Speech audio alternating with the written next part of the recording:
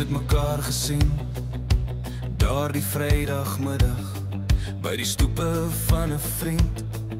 Die son was sag, ek het jou gelag gehoor, 'n melodie soet, my hart het gespring, ek was dadelik boet.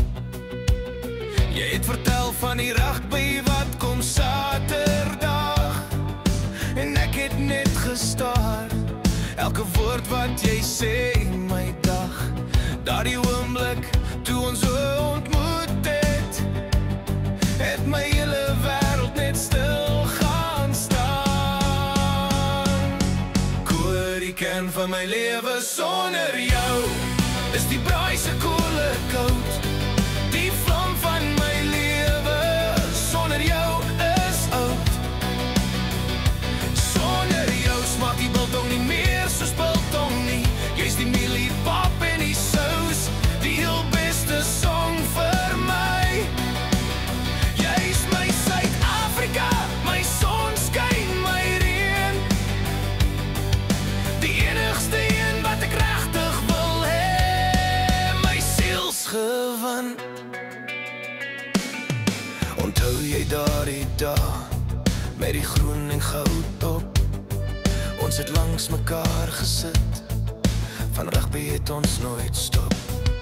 Die stadion het gejuig, ons hande het geraak, die adrenaline so hoog vir elke speler se taak. En na die wedstryd die rook van die braaivleisvuur, jou arm om my skouers, die reuk was so puur. Die vlamme dans, die wyn is rooi, die sterre is helder. Jy maak my toekoms soos 'n mooi geverfde skilder.